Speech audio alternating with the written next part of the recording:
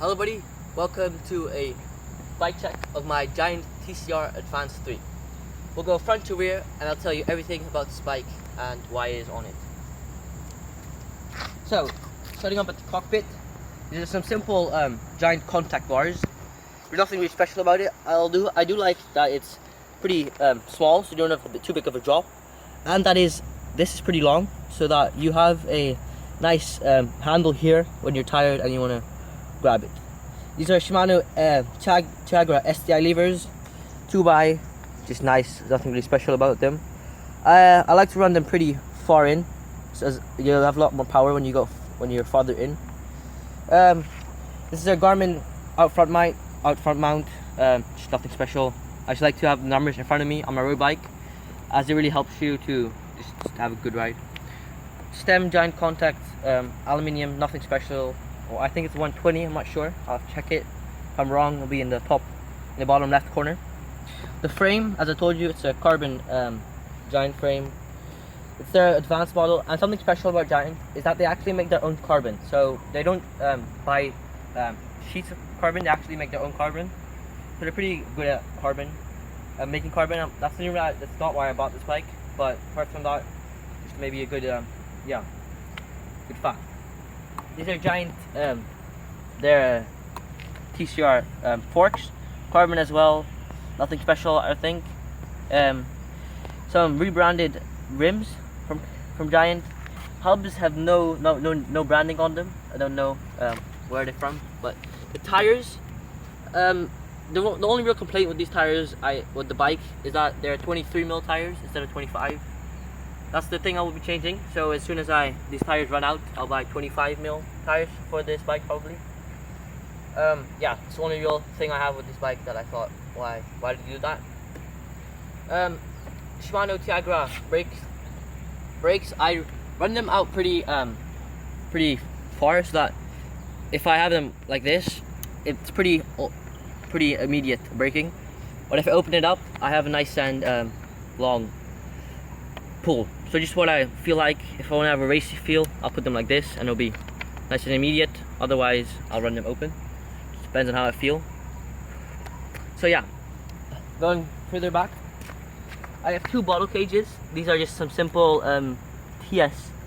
I don't know what they're called. They look a lot like the Elites ones I have in my road bike. So I think they're just rebranded ones. Going here, this is I think it's a side pull front derailleur. That's what Giant calls them. I don't know. It feels pretty good, except that you have to really. The feel changes how much pressure you have to put on the lever to, like, in different stages of pulling it. That's the only real thing I would say. Shimano Tiagra 5034 chain set, compact, pretty nice. I don't really think I'm losing on the high end, low end gears, but I don't really spin out too many times.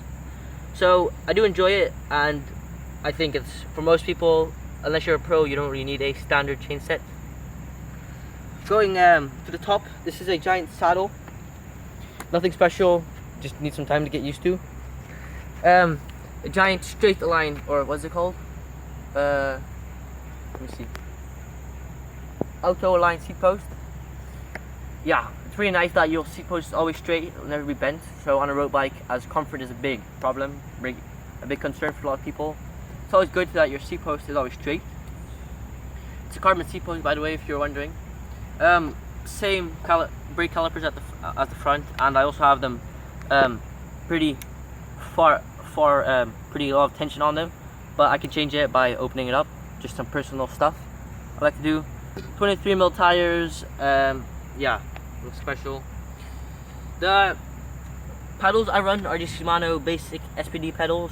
I got them with my shoes. Nothing special really to say, as they work. I don't know how much they weigh. I don't think they're super light, but yeah, for the price I think it's pretty good. Going back to the rear, this is a 1228 cassette. Pretty nice. I don't really, as I said with the front, although I do miss the low end gears. If I'm sprinting, I'll run out of the gears pretty quickly. But as I don't race a ton, and I like to go on long rides, this is really helpful. Short cage mech, as you don't need a long cage on this bike. So yeah, that's all really. Also, I have a Garmin speed sensor here and a cadence sensor on the left hand crank. You don't need a magnet for these sensors, so it's pretty nice.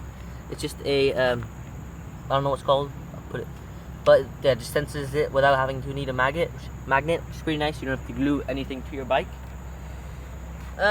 Position, I don't run a super extreme position, as I do still have a ton of spacers under my stem.